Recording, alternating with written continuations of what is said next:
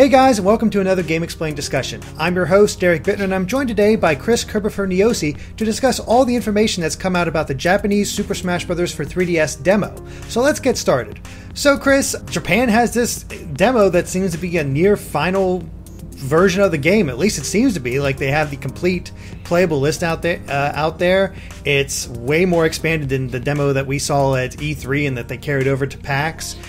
There is just a lot of information here, and some intrepid fans have actually played the demo and noted a lot of the changes.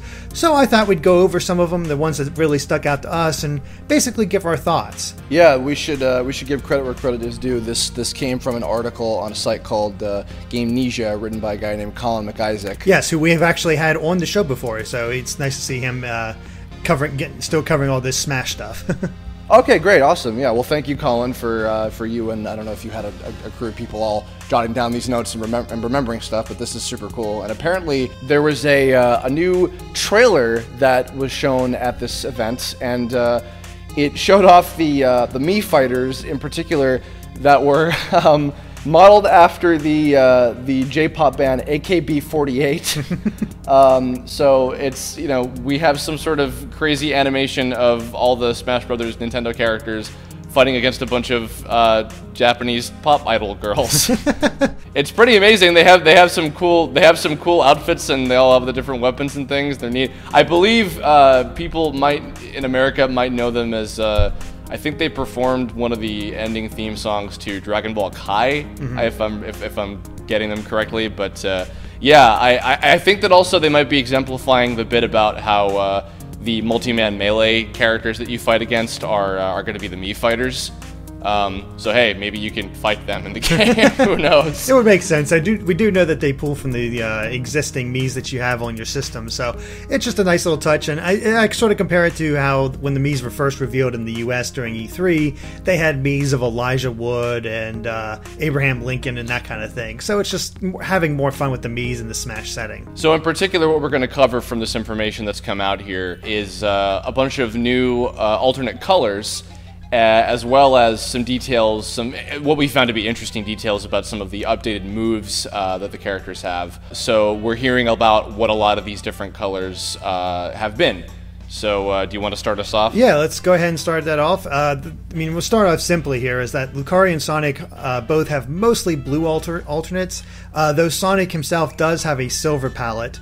It's not like every character is getting a major change to their outfits, like we've seen so far with specifically Link, who has who already kind of confirmed to have his Skyward Sword clothes from before he started his actual adventure. I gotta say, well, first of all, I guess we can imagine like Lucario will have some of the colors he had from Brawl, and Sonic, I'm sure, just has the different colored rings and things or whatever, which apparently Pac-Man also has just kind of different colored gloves and boots like Sonic, so he doesn't have like, and I gotta give them credit, because it's like I give them credit for not being like, you can play as Red Sonic and Purple Sonic and Green Sonic, like your fan character on your old Sprite forums you used to go to or whatever.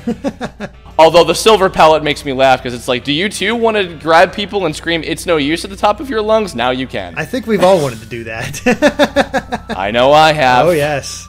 No, it's great to see a nice little nod there, and it's interesting that Pac-Man doesn't really, as far as we know, doesn't have any different looks to him, because he's had slight redesigns to his Pac-Man world look over the years, including his Ghostly Adventures, and it looks like they have no reference to Ghostly Adventures in this Pac-Man whatsoever. No, that's a shame, because my friend Erica Mendez voices Pac-Man in the game. So it would have been nice to have a voice pack of her in there, but I understand them sticking with the world design, so they got just the different colored boots and gloves. Maybe we'll have ghost colors or something. That could be cute. Yeah, that would be really cute. I guess moving on, we also have Zero Suit Samus, who of course has a lot of blues as well, but she also has a couple flashier different costumes like green, black, red, and gray. So it's it's cool. I mean, I don't think there's any specific reference with those because, as far as I know, the Zero Suit Samus has been pretty much just blue, other than the shorts and the tank top that we got with as one of her alternates. So maybe some of those green, black, and reds are referring to those colors. Probably makes it easier for them also in terms of, like, you remember in the previous games were like, okay, you're playing as orange Samus, and then you change to Zero Suit Samus and it's blue. So it's like, oh, how?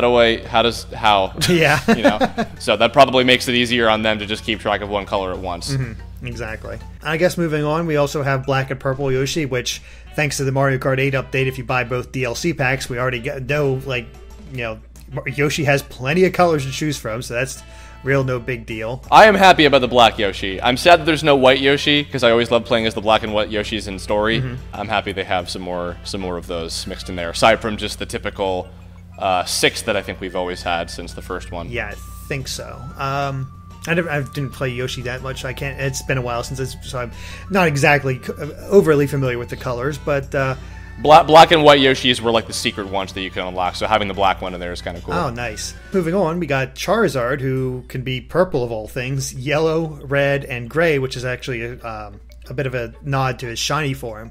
So that's pretty cool. It's nice that they can take those Pokemon and, like, say, hey, here's their shinies that you can play as well. Makes me also wonder about if maybe, like, because the shiny color of Charizard, like the grayish black kind of color or whatever, is also the color that he gets for his skin when he shifts to his Mega form. So I wonder if, like, maybe no matter what version of I think actually, yeah, if I'm remembering correctly, when Giga Bowser activates for Bowser's Final Smash, I think, is it always the same color, or does he have different color schemes depending on which one you're playing as? I can't remember because I never played Bowser that much, and it's been a while, but for some reason I think he just stayed the same color. Okay, so that will probably be the case for when you shifted to Mega Charizard. And also, by the way, because I guess this person didn't mention, but I had seen around, Bowser has an old school like NES version of his color scheme where he looks kind of like the quote unquote King Koopa design from the Mario cartoon series. Nice. Yeah, so he's got like a very greenish sort of design. I'm sure he'll have his blue one back in there as well. I'm a big fan of that one. I think somebody said he might even have a pink one.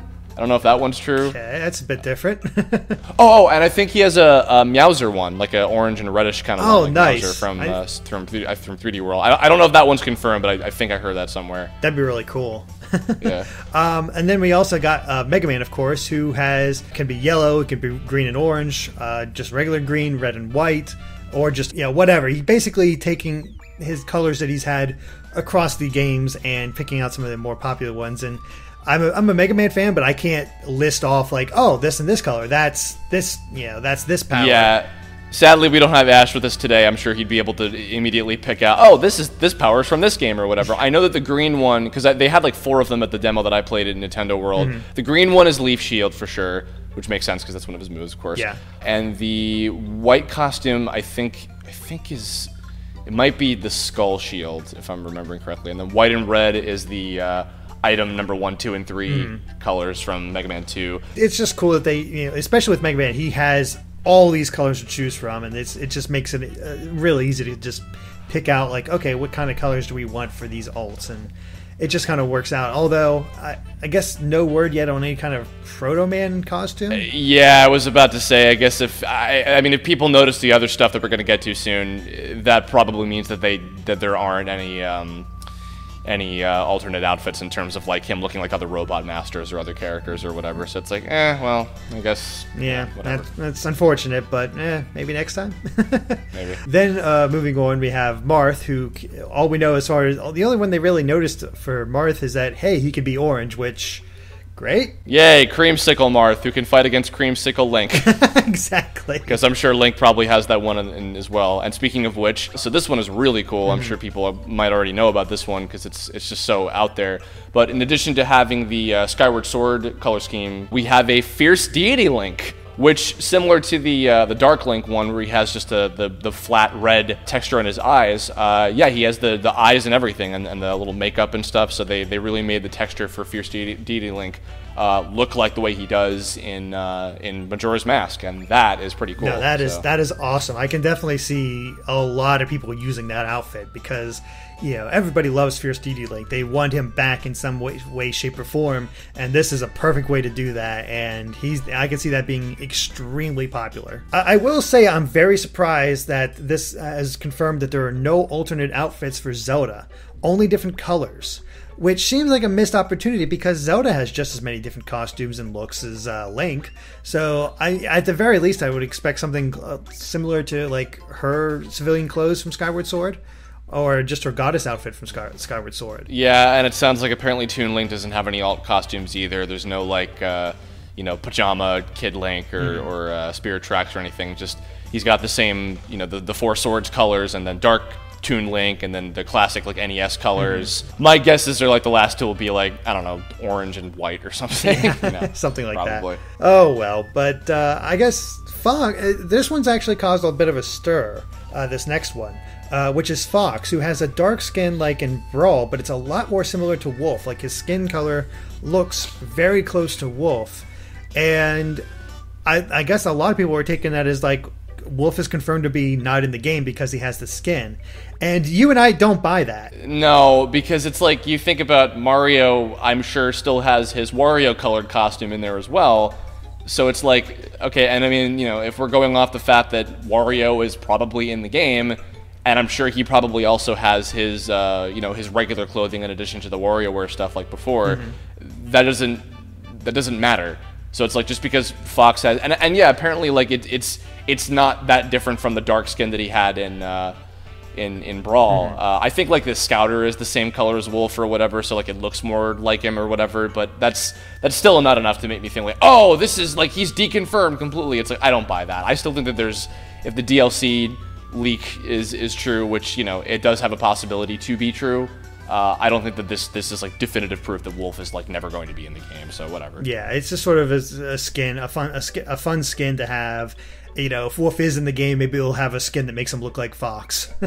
Yeah. Moving on, we have some ones for Pikachu, and these are pretty funny. So we have one with a hat and sunglasses, a red and black fighter headband, and I think I was seeing somewhere that he might even have a cap that looks like the gold and silver trainer. I don't know if that one is true for sure. Yeah, Pikachu tends to have his alternates typically have hats and stuff that the protagonists wear from the games. So the hat with sunglasses actually might be from the X and Y protagonist. Oh, okay, that would make sense. Yeah, I'm not sure about the red and black fighter headband. Maybe that's from Ruby and Sapphire. I'm not positive on that one. Oh, that's right. Yeah, that might be Brandon's little headband thing. Yeah, that's actually pretty possible. If he has a little white sock thing too, that'd be cool. Stuff his ears in there. Yeah. So it's always cool to see what other kind of like protagonists you can reference with Pikachu. So that's pretty cool. And then finally, as far as colors and stuff that caught our interest, Olimar actually has an Alf alt from Pikmin 3.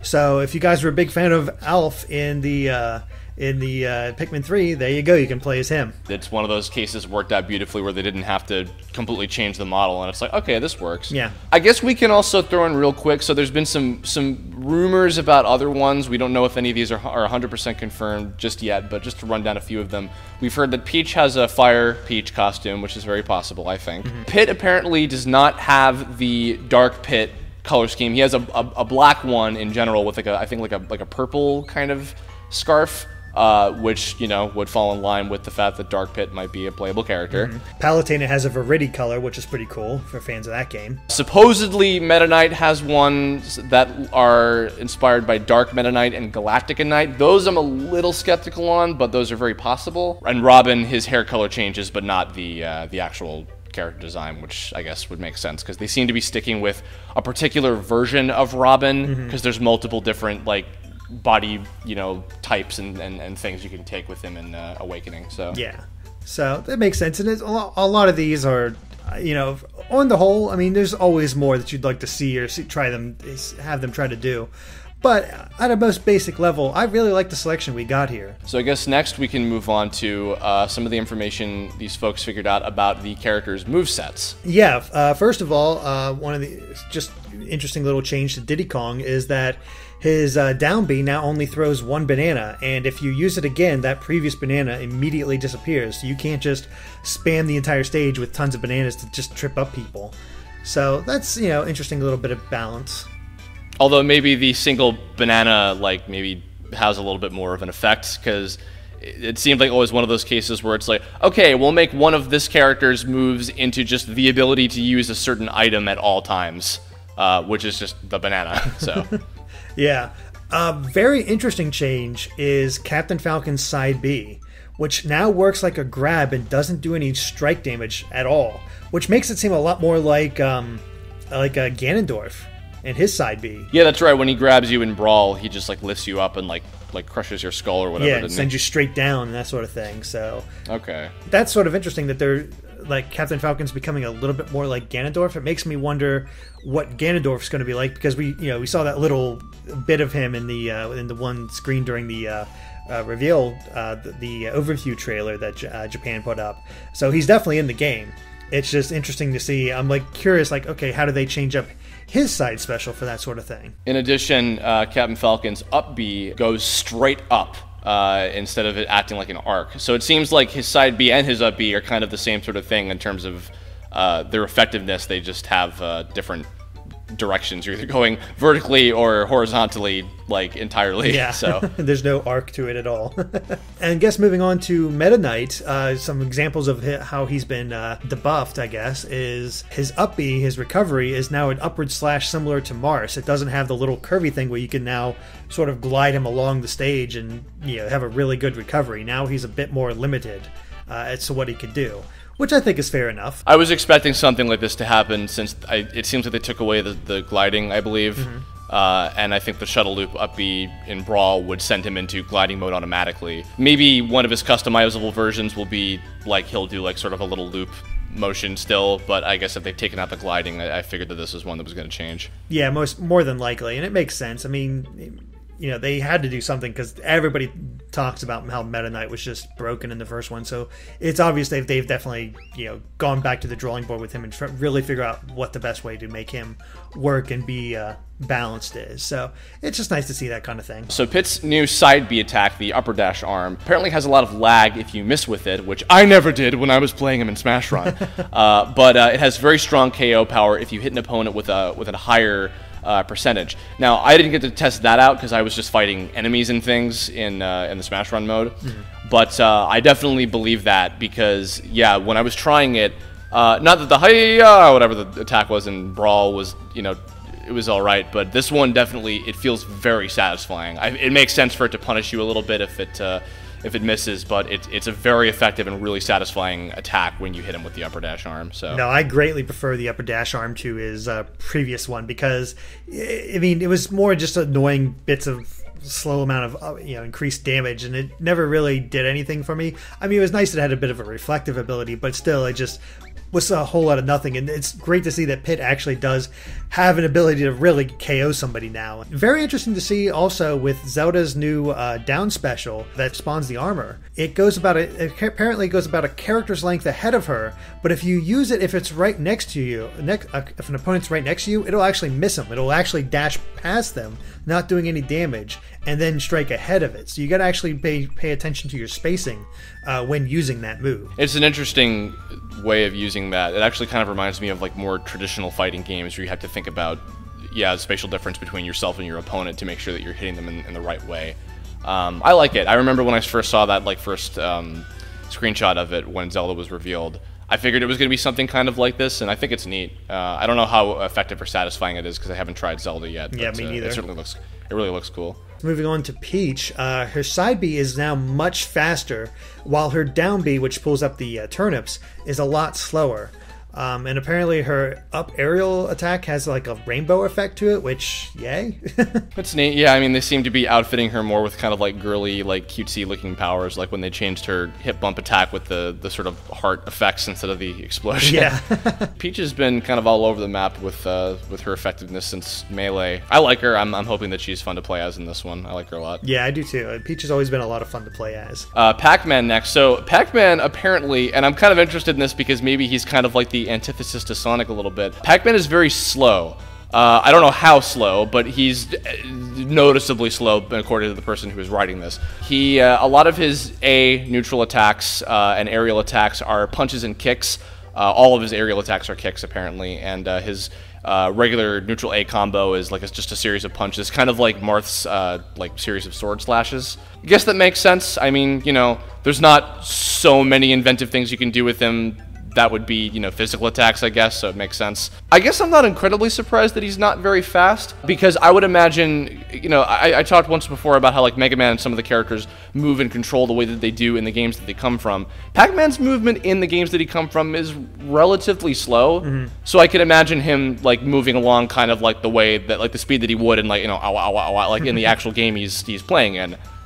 So I guess that kind of makes sense, but maybe he hits pretty hard, so I guess we'll see. Yeah, that'd be my guess. I guess you have to really rely on his specials in order to give him some real mobility, like his little send out the pack dots and then chase after him. I guess that would give him a little bit more speed. It's interesting how they really kept him very slow. So it makes me a little nervous about actually wanting to play him, because I prefer faster characters. But I'll still try him out, of course, because, you know, it's Pac-Man. I want to play him, and it looks interesting. But yeah, it does put into question. Okay, if he's really slow, what's his power going to be like? I don't know. But moving on to Shulk, it's actually been confirmed that his second jump is a somersault, which is cool, I guess. But what's really interesting about him is that, and this is something I kind of predicted from doing the analysis on him, is that his smashes actually has some lag. But he has amazingly far reach with the Monado sword, so you really have to pay attention to how close you are to him whenever he does one of those attacks, because it will just reach out for you. We don't have 100% confirmation yet still on how the Monado arts switch between the different modes and everything, but apparently it's activated by a special move. I still am imagining it's probably the neutral B. Yeah, it's probably neutral B. And then a black kanji, depending on what the different move is, will appear behind you, and then you have to press B until you have the one that you want. And apparently you can act normally while doing it, so maybe you can hit B, the thing will start rouletting behind you, and you can still kind of move around and navigate while it's going, and then you press B again to switch to that one that you want to use. Maybe. Another option is just hit B and it switches to the next one. I mean, and that way you can just move and it doesn't actually provide any lag, it just automatically switches, and I guess that one takes into effect. That is the hard one to determine, is exactly how it's going to work, and because it is very interesting though that you're not stopped at all when using it. You can switch on the fly, as far as we know. I'm also really, I guess, kind of concerned even about, are they going to translate the kanji to something that will be more readable to an American audience, or like, are they going to color code them in a way that will make sense? I don't know. Like, you'd kind of like need to have some supplemental information to get exactly how they work, or else it's going to be like, okay, this is, or at least maybe more likely than that, now that I'm thinking about it, he'll probably just shout what the one will be. Yeah, that's probably the easiest solution. I think if I remember correctly from his trailer, they did have colors behind him noting which one it is. Like, each one did have a color to it.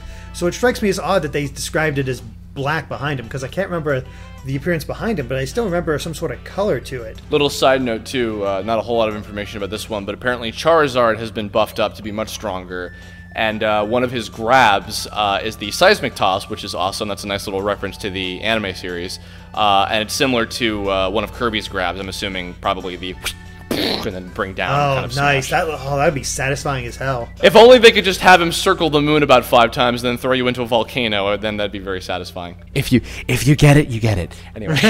No, I got it. I guess moving on to Palutena, she has a massive amount of smash reach, and her forward smashes makes her slap her wings in front of her. So apparently her smashes just have incredible reach, kind of like Shulk. So yeah, I love how they're changing up how the smashes really work. Like, some are actually very close, others are pretty far away, and even moving on to Robin, he can do smash attacks in the air with his tomes. Yeah, and also regarding Palutena's smashes too, and her different attacks, I would definitely go back and watch Derek's analysis video about Palutena's moveset in general from her trailer, because that provides a lot of hints about stuff as well. Yeah, Robin apparently is he plays really well. Very quick attack speed. Yeah, he's capable of doing smash attacks in the air when he has the tomes equipped, and when he doesn't, he just uses the spiky sword. I can't remember the name of it. So yeah, no, he's sounding pretty fun. But I guess lastly we have the villager, whose recovery. I played a bit with the villager, and I didn't notice it on hand just because I was trying to get as much as I could at D3. It's very fascinating how these guys were able to hone in on this. But apparently his up B is one of the best recovery moves in the game. And I think we've seen bits of that with just watching, the villager fly all around with his little balloons, and the only way to knock him down is to take out his balloons. So it makes sense, but I do see a definite weakness there, and I think, just need some time with the game in order to properly counter it. Yeah, for sure. It seems like it's kind of just a more defined version of what Pit's up B used to be, where he flies around. It just seems a little bit more like it's more easily navigatable and usable, because you can kind of, it just controls like the balloon fight kind of thing. So yeah, it seems like it works pretty well. I haven't tried Villager yet either, so I'm not sure how he plays, but he still looks fun as well. Oh yeah. I guess the final note the note about these notes that we pulled from is that Lucena is not playable in the demo, which means she'll be unlockable. That's the only one that of the characters we've seen announced so far, she's the only one that doesn't show up. So I guess these possible leak characters are all going to be unlockable as well, which makes sense. Really, this stuff all kind of confirms it at this point, especially there's the screenshot we found of what the select screen looks like, and it pretty much looks the way that it did in the leaked pictures. So it would seem that when you unlock the other characters, they slip in on the select screen next to their appropriate series and everything. Although, so here's something kind of interesting. So Toon Link and Luigi, who are not necessarily clones, quote unquote, but they have a lot of similar moves to some of their counterparts, are available straight from the get-go. Falco is next to Fox, and Ganondorf is next to the Zelda characters and not anywhere near Captain Falcon. And meanwhile, Lucena, Dr. Mario, and Dark Pit are all next to each other down on the bottom. Now, since Lucena was very distinctly defined by Sakurai in her reveal about how she moves the same way as Marth but only has slightly different properties and her model is slightly different, that makes me think that Dr. Mario, Dark Pit, and Lucena are all very, very similar to each other in that same kind of way. So maybe that's the reason why they're being kind of allotted to that corner as opposed to being put on their respective, sections of characters that they are part of and everything. I think that makes a lot of sense as to how that would work. I'd still prefer to have them near the respective franchises. I just think it looks better to have all the characters clumped together like that. But, it's just nitpicks here and there. Honestly, I'm just looking forward to getting the game in my hands and seeing all this stuff for myself and playing around with it. And unfortunately for the two of us, that's still a good couple weeks away. Yeah, but we do have 1 week before it comes out of Japan, and then all the other secrets of the 3DS version will pretty much be blown out of the water, because I'm sure somebody will hack into it and dump all the data and find out everything and make all these discussion videos much less fun. Yeah, true enough. But fortunately, even despite that, we still have to look forward to the Wii U version, so there's all kinds of stuff we just don't know about that. So there is still plenty of excitement to be had, a discussion to be had, and just I personally hope they keep a much tighter lid on all the secrets of the Wii U version, and hopefully those don't get leaked. That way we have a bit more fun. We can pretty much determine that all the characters that we're seeing on the full roster in the leak are confirmed with, the Duck Hunt Dog and Rob and Game & Watch and all of them. But the stuff about the DLC in particular has not been confirmed yet, because there's been a lot of discrepancy about that. My theory, personally, is that I think that they will have some DLC, especially because of the whole bit with All-Star Mode, where it's going to be updated depending on when you get the different characters and things unlocked. So my theory is that over the course of time, with the 3DS version out, and then when the Wii U version eventually comes out over the holiday, I think that we'll have some DLC characters. As for which ones we'll get, I don't know, because, again, there's been a lot of conflicting information and we don't know what is what. But I think that we will definitely have even more to be excited about, because it seems like they're really planning their stuff ahead and really making this as exciting as possible over the course of a long period of time with the release of the two games on the two different systems. Yeah, so I get the feeling as well, and if there's anything to go off of with the Mario Kart 8 strategy of DLC, we might see a similar kind of schedule for that sort of thing. In like 6 months' time, we'll get a DLC pack and another DLC pack a year from that point its release. So I'm really hoping they continue that sort of idea with DLC packs and really make some worthwhile and interesting. But for now, I think this has been a very interesting week. I cannot wait to get my hands on it. So, all right, guys, I think that about covers it for a discussion of Smash Brothers. So thank you guys for watching. And if you like this video, be sure to like us on Facebook and Twitter at GameXplain. And of course, stay tuned to GameXplain for more on Smash and other things gaming too. Until next time, guys, bye. Bye.